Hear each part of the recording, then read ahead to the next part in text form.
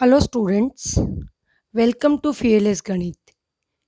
हम क्लास 11 का चैप्टर 2 कर रहे हैं और आज हम इस चैप्टर की लास्ट एक्सरसाइज करने वाले हैं।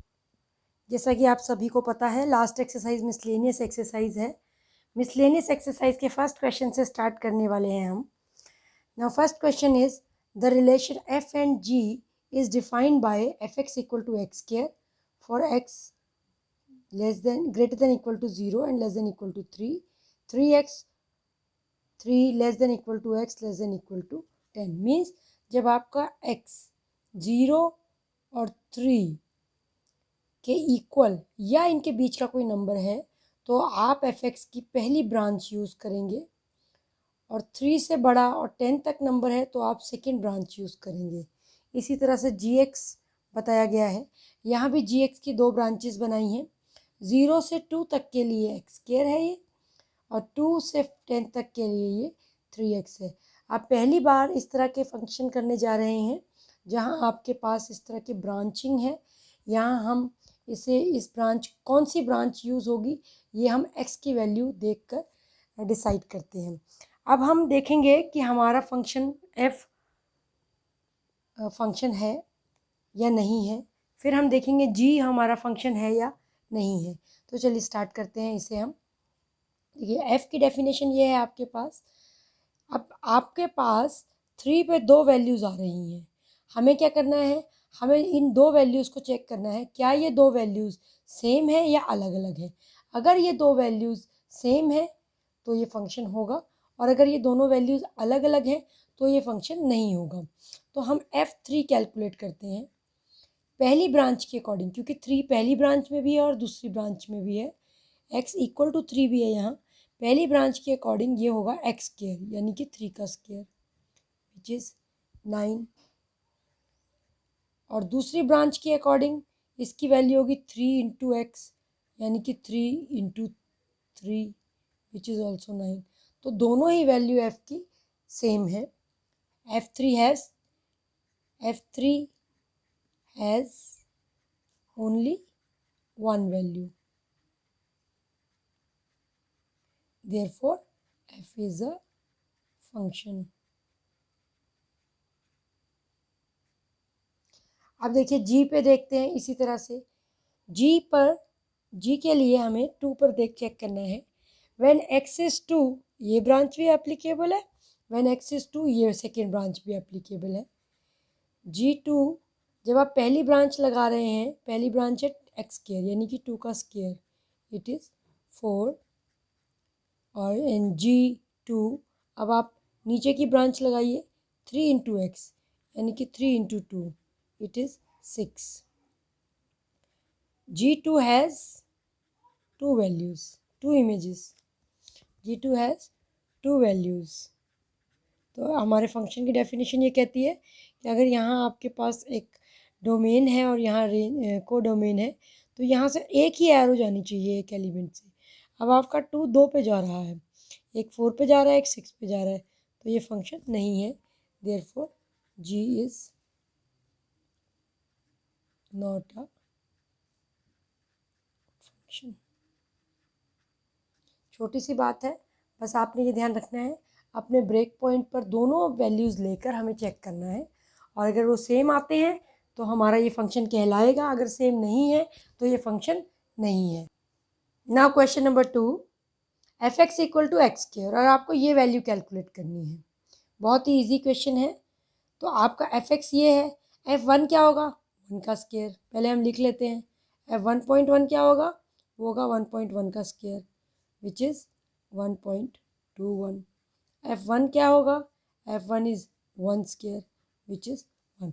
आपको इसकी वैल्यू कैलकुलेट करनी है, तो आप इस तरह से करके ये वैल्यू लिखी हमने 1.21 माइनस f1 1 एंड 1.1 माइनस 1।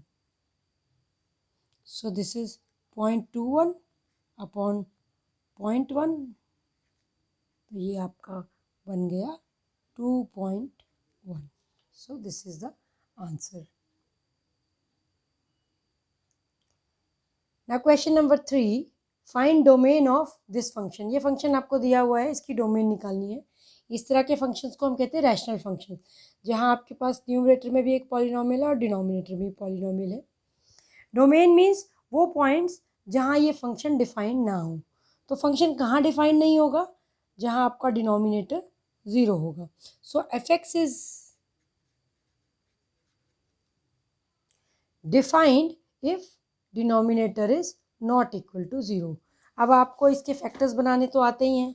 आप मिडल टर्म स्प्लिट करें, इसके फैक्टर बनाएं नॉट इक्वल टू 0, तो आपके पास आ जाएगा x-6 एंड x-2, ये दो फैक्टर आपके बनेंगे। Now this is not equal to 0 means x-6 या तो 0 नहीं है और x-2 0 नहीं है। It means x cannot be 6 and x cannot be 2। तो आपके पास इसके अलावा और कोई रिस्ट्रिक्शन नहीं है।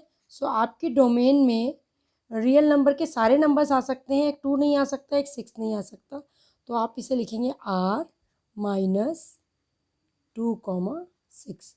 2 और 6 को छोड़कर रियल नंबर के सारी वैल्यूज़ यहाँ यूज़ की जा सकती है। देयरफॉर डोमेन में रियल नंबर का कोई भी एलिमेंट आ सकता है, सिर्फ 2 और 6 को छोड़कर। Now question number 4, find domain and range of real function f defined by this। fx equal to under root x minus 1, इसकी डोमेन और रेंज दोनों ही निकालनी है। पहले हम डोमेन की बात करते हैं। डोमेन के लिए हमारा फंक्शन कब डिफाइन नहीं होगा? जब ये नेगेटिव होगा, मीन्स ये 0 हो या 0 से बड़ा हो तो हमारा ये फंक्शन डिफाइंड है। So f x is defined x minus 1 greater than equal to 0, means x is greater than equal to 1। तो आपका x जब भी 1 से ग्रेटर है तो आपका फंक्शन डिफाइंड है। इट मीन्स हमारी डोमेन वो सारे नंबर हैं जो 1 से बड़े हैं। 1 से बड़े मतलब 1 से इन्फिनिटी तक। अब क्योंकि यहाँ पर इक्वल टू का साइन है, यहाँ हम क्लोज ब्रैकेट लगाएंगे। So domain is close interval 1 to infinity.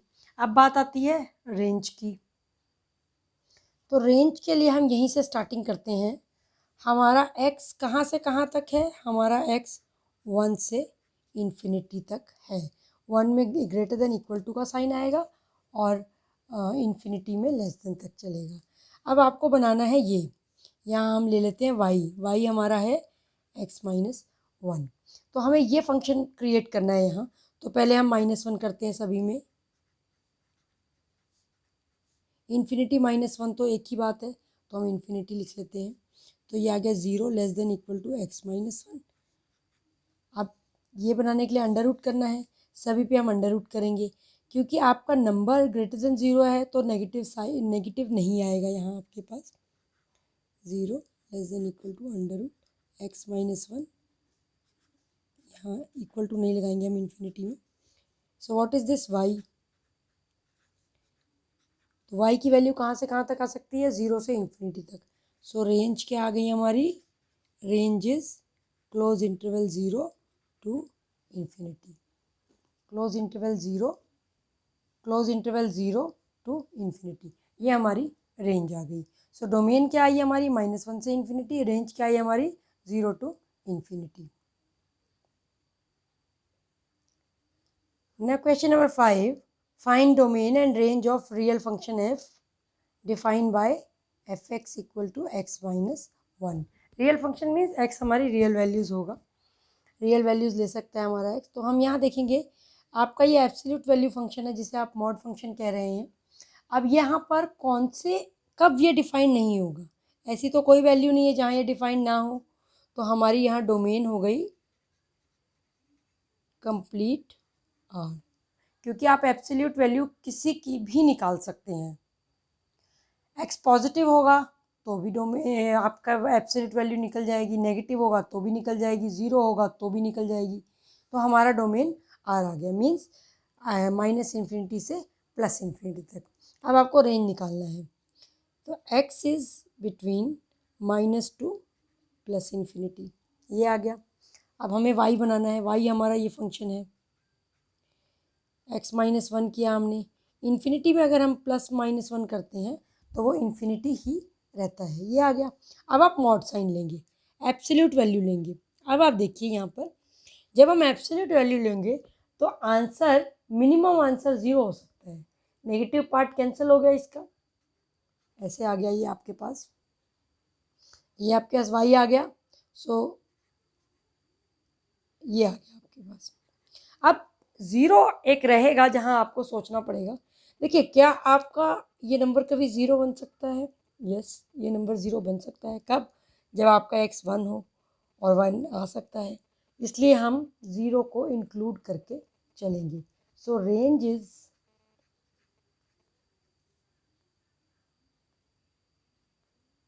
Zero to infinity,